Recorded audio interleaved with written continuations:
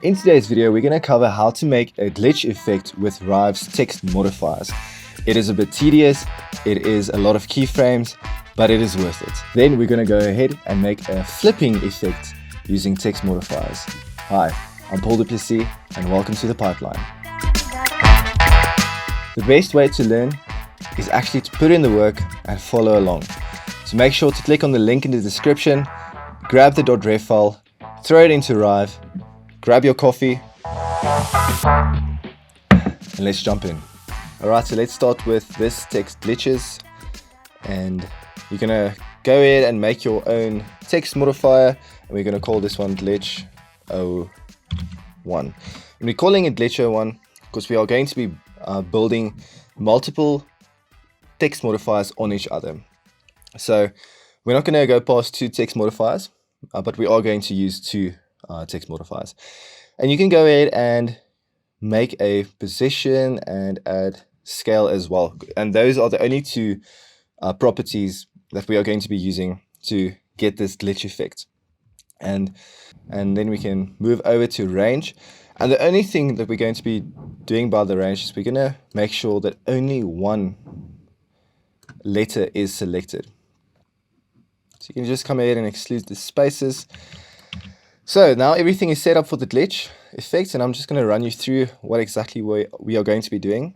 We're only going to be affecting one letter at a time, and that's why we put the range to only affect one letter. And remember, the blue highlighted area is where the modifier affects the text. And we can go ahead and just move this one up just so I can show you what's going to happen. So we're going to be using offset to make this glitch effect, and we're going to be jumping through all of these letters to get the desired effect.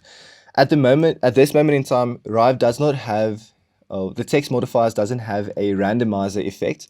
If it had a randomizer effect, the glitch effect would be easier to make.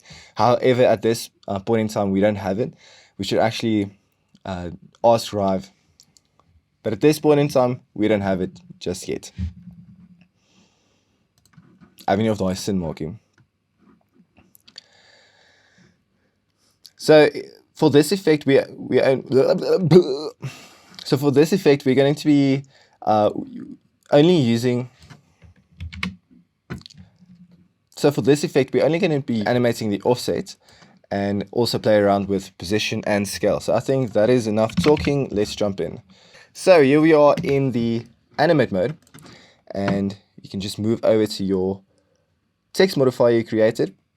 And now we're going to start with the magic. So let's go ahead and move the position on the y-axis to about -70. Is that a round number? And let's jump in. So as I said before, we don't have a randomizer effect. So we are manually going to randomize each of the letters because we want it to jump all over the place and then go into position. So let's just start, and I'm going to put it on the T for now. So how we're going to do this is we're going to set an offset keyframe on every 4th frame. So you can just, in case you didn't know, on your keyboard, if you press comma or full stop, if you press full stop, you're going to go 1 frame forward, and if you press comma, it's going to go 1 frame back. Learning keyboard shortcuts will make your life much easier in the long run. So every 4th frame, and let's go ahead and create a bit of offset. So essentially what we're doing now is we are recreating a randomizer effect, and we want to make this jump all over the place.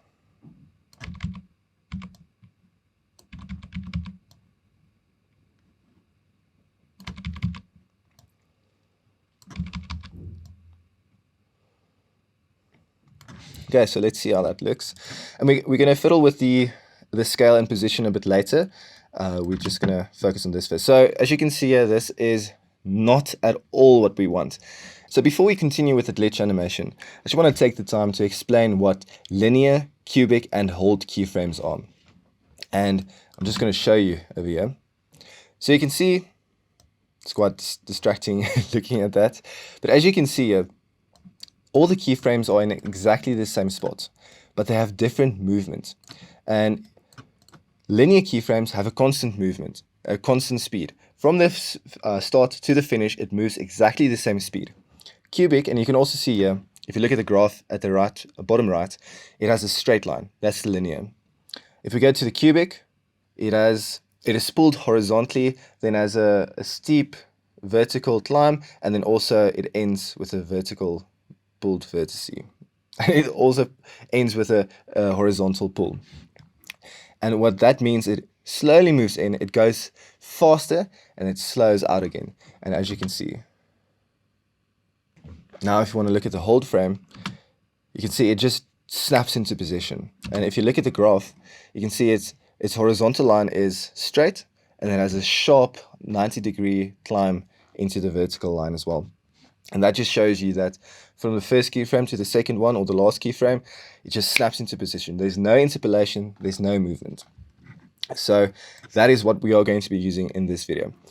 In case you didn't know, if you want to get a cubic keyframe, you can, if you select your keyframes, you can come to the bottom right and you can select there and you'll make it cubic. You can also select multiple keyframes and make it cubic. And now you can exaggerate it, just in case you didn't know. So knowing this, you can come back to your glitch animation and you can select your text, highlight all of your offset keyframes and make them hold frames. And now we can just preview this. It's still not perfect, but it's much closer than a glitch than before. And remember, we are still going to give it some love. And let's just do the position for now. So I'm going to go to each keyframe that we made and just offset the position. And you can offset it in the X and Y axis.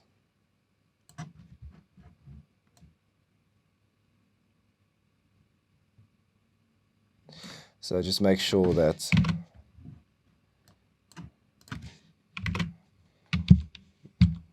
you keyframe everything. Exaggerate a few of them. If you're wondering how I'm jumping to the next keyframe without having to take my cursor and select it, I am holding Control and then just pressing full stop or comma to jump back and forth to all the keyframes set. So if you're on Mac, it will be Command and comma and full stop. Okay, so let's just go ahead, play with everything. Don't want to spend too much time on everything.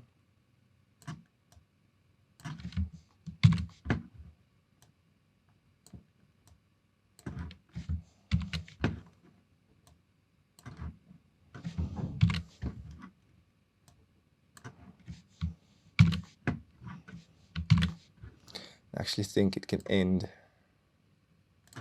on 0, back into position. I also think it should start on 0 and 0. So let's just take a look at that. So now you see it's just jumping around, and you have to remember to apply the hold frame to all of these keyframes. Okay, so that is absolutely horrible. And now we're going to go to each one, and we're also going to set the scale. We're going to go to the next one, and maybe we should make this one smaller, bigger, smaller, smaller.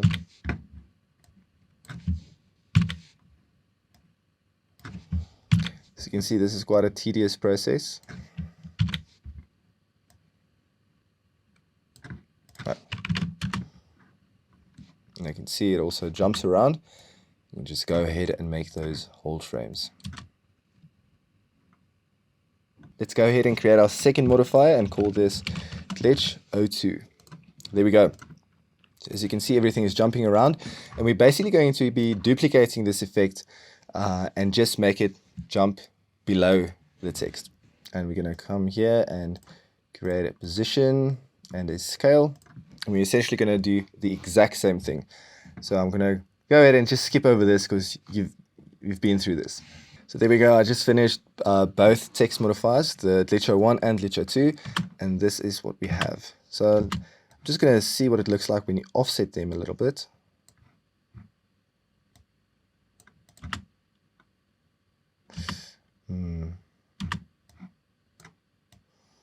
things like, let's keep it the same, and then I'm just going to delete a few of the top ones and then also a few of the bottom ones. Let's just see, check that out.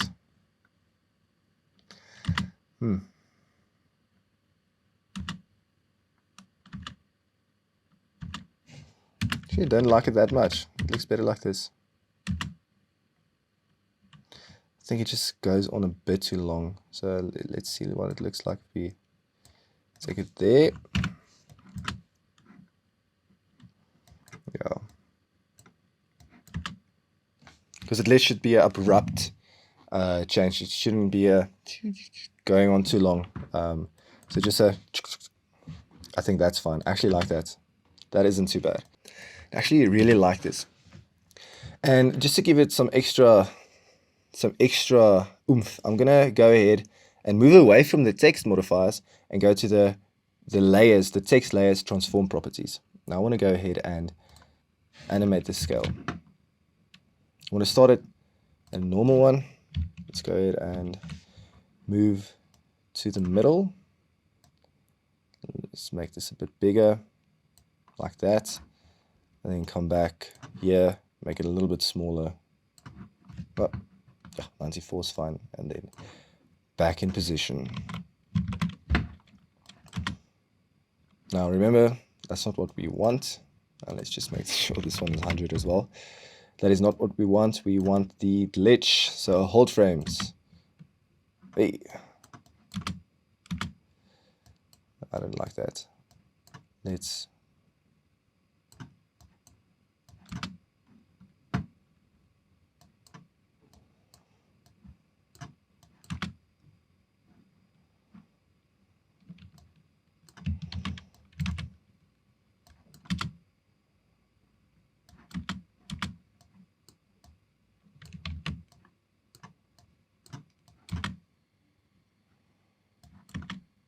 okay, let's not overdo this. Let's just see what this looks like. I just wanted to have a bit more exaggeration. This one should be smaller.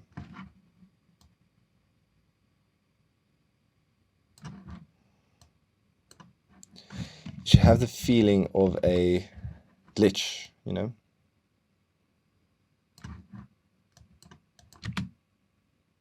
Now, let's go ahead and make these hold frames.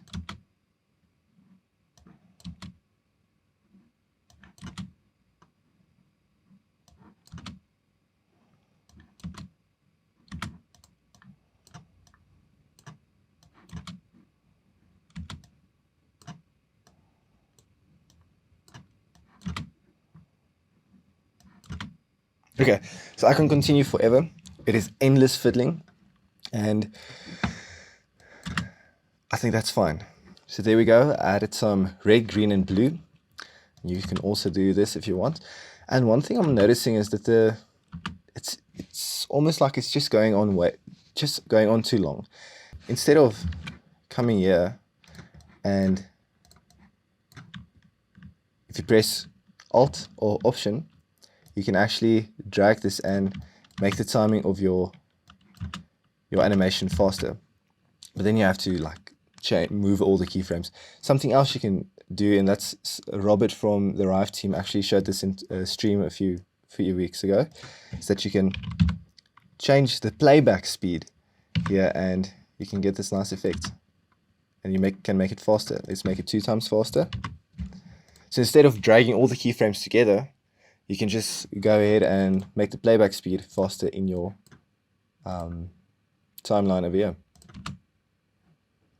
And I actually like that. That's not bad. Right, so now I just felt like the gray-black background just works a little bit better. And here we go with the glitch. Boom. Quick and fast glitch. I think that works beautifully. Awesome. Let's go ahead to this text flips, and let's go to just make sure this thing is aligned. And this one is quite simpler than the other one.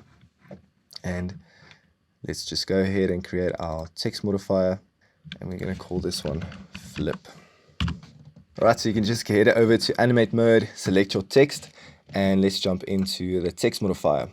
And as I said, we're going to be using scale, and if you watched the previous video, you'll be familiar with the origin point of each letter. If you didn't watch it, I'm just going to give you a brief overview. You can see there's a small dot underneath each letter, and that is the origin point. You can see if I move it over here, the origin of that letter moves as well. So essentially the animation is from that origin point. And I'm not going to go into too much depth now. I just deleted the whole thing.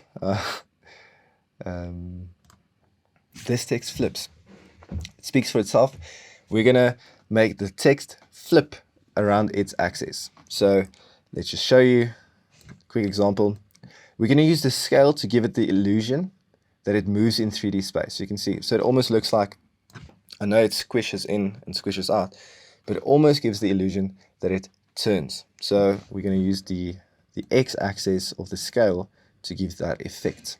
And remember, as we said in the previous video, when you apply a scale property in the text modifier, you're telling the text modifier where the animation should start from. But let's go ahead, and we're just going to continue. I'm not going to make it 0 for now, just so we can see what we are doing. We're going to go ahead and create keyframes on both zeros. Go to the end, 1 second, make this 100, make this 100 as well. And then remember, we're going to offset the range from the fall off.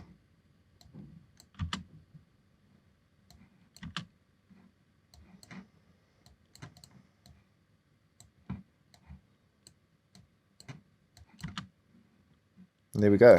So if we're going to make this 0, you can see we already have this effect, and you can do a lot more to make it better. Let's exclude spaces for now, and let's just see this. Something else you can do is you can come here and apply some easing here and also easing here. There you go, you have this text flips. Now if you really want to, you can come over to the properties here and add an origin point. And let's just see if we move the origin point. For some reason we can't see it now. If we move the origin point a little bit to the left, I don't like that. There you go, you made your own flipping animation. Well done. So as you can see, this is quite simple, and the glitch animation was a little bit more tedious, more effort, but you can really get simple effects with a little bit of effort. And if you want to put in a lot of effort, you can make some crazy animations. And please make sure to share your work. Tag me on LinkedIn at Paul Duplessis. And also, if you're not part of the Rive Discord community, do yourself a favor, join it. There's a lot of inspiring work, and if you need feedback, you can go ahead and get some feedback over there. Just want to congratulate you if you stuck around to the end of this video, and I want to try something new. And I'm going to leave a video segment at the end of each video to share some of the community's work, share some of the work that's been done in Rive, especially of those of you who's following my videos and then doing something with it. So please tag me on LinkedIn, tag the pipeline on the Rive's community, Rive's Discord community, and if you want to be featured in the end of this video. But for now, I don't have any Rive work from the community to share, so I'm going to share some of my skateboarding fails and also a little bit of wins. And the reason I'm doing this is because our swimming pool is actually being renovated, and so now it's empty at the moment, and obviously I took the opportunity to go and skate in it a bit. So enjoy this, and hopefully I see you in the next one.